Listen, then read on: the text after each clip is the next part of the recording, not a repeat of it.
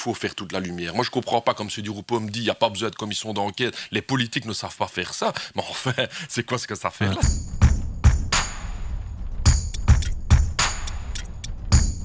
Ce sera la leçon qu'il faudra tirer aussi dans cette commission d'enquête. C'est pour ça qu'il faut la voir, c'est quelles sont les conséquences du désinvestissement dans nos services publics. 800 emplois sous fonction en moins dans la protection civile. Oui, ça a eu des répercussions sur l'efficacité de nos moyens de secours. Le gouvernement MRNVA a pris des mesures drastiques dans nos services de secours. Les pompiers ont-ils les moyens suffisants? Je reçois des dizaines de témoignages de pompiers qui me disent « Raoul, on n'avait pas les moyens suffisants ». Et donc je crois que de ce côté-là, oui, il faudra tirer le bilan dans cette commission d'enquête. Votre parti a demandé une commission d'enquête parlementaire au Parlement wallon. Est-ce que vous demandez la même chose à la Chambre ou pas? Au Parlement fédéral? Bien sûr, donc on a introduit un texte aussi. Pourquoi? Parce qu'il faut faire toute la lumière. Moi, je comprends pas, comme M. Di Rupo me dit, il n'y a pas besoin de commission d'enquête, les politiques ne savent pas faire ça. Mais enfin, c'est quoi ce que ça fait là? Ce qu'il dit, c'est qu'il y a déjà une enquête judiciaire et qu'une commission d'enquête, ça risque de parasiter parce qu'on va vouloir entendre les mêmes personnes, faire témoigner les mêmes personnes, se poser les mêmes questions. Avec ce raisonnement-là, on n'aurait jamais eu de commission d'enquête sur les attentats, on n'aurait jamais eu de commission d'enquête sur les affaires du trou. Moi, j'ai l'impression que M. Di Rupo veut plutôt cacher, Qu'est-ce qu'il veut cacher des responsabilités importantes qui ont eu lieu. Les inondations du 14 juillet, c'est une conséquence du dérèglement climatique?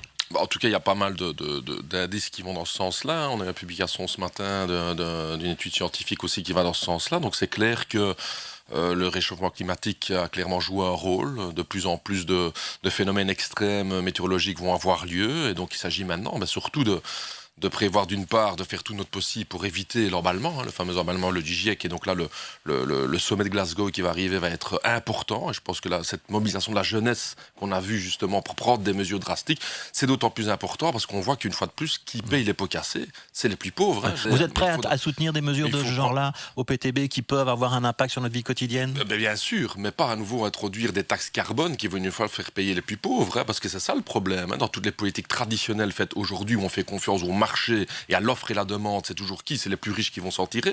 Moi, je demande des mesures, des investissements publics majeurs dans la production d'énergie verte. On ne va pas y arriver avec le marché libre. Moi, j'y crois pas. Donc ça, c'est un axe. Mais le deuxième axe, ça va être aussi de prendre des mesures pour pouvoir aujourd'hui sauver les gens aujourd'hui sur le terrain, victimes de ces inondations. Et donc là, évidemment, c'est une nouvelle fois le monde de la finance que j'appelle, hein, le monde des assurances qui doivent prendre de responsabilités. On ne peut pas faire payer les pots cassés de ce réchauffement climatique une nouvelle fois par les plus pauvres. C'est ça le problème. Vous savez, que ce soit Katrina, que ce soit les inondations ici en Wallonie, qu'est-ce qu'on voit? C'est que ce sont chaque fois les gens qui vivent dans les vallées, les gens qui sont dans les zones inondables. C'était la même chose avec l'ouragan Katrina aux États-Unis. Ce sont les populations les plus pauvres qui payent. Eh bien, moi, j'en ai marre.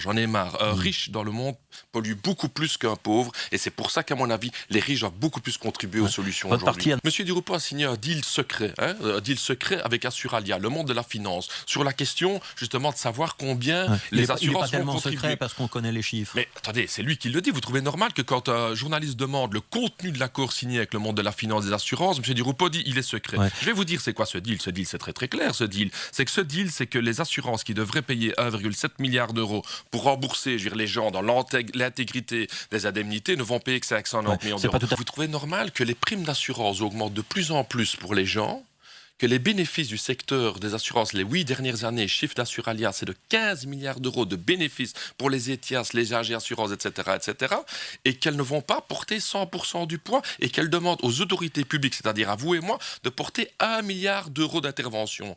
Moi, je ne suis pas d'accord avec ça. La situation, elle est exceptionnelle. Moi, ce que je propose, c'est que les assurances payent l'ensemble des indemnités et que le public utilise ce milliard d'euros pour investir dans du logement public. On a besoin de 8000 nouveaux logements publics de qualité pour sauver les gens de la misère aujourd'hui. Moi, ce que je veux, c'est qu'on réponde aux besoins urgents des gens qui sont assurés, mais aussi, on aura besoin d'argent pour le fonds des calamités, pour tous les gens qui ne sont pas assurés. Je reçois des dizaines de témoignages du terrain, de gens qui me disent « Raoul, mon assureur ne m'a toujours pas envoyé le moindre centime, le moindre euro. » Des témoignages de gens qui ne sont pas assurés parce qu'ils n'avaient pas l'argent pour pouvoir s'assurer. Donc il faut aussi indemniser les non-assurés. Tout à fait, par le fonds des calamités. C'est une situation exceptionnelle.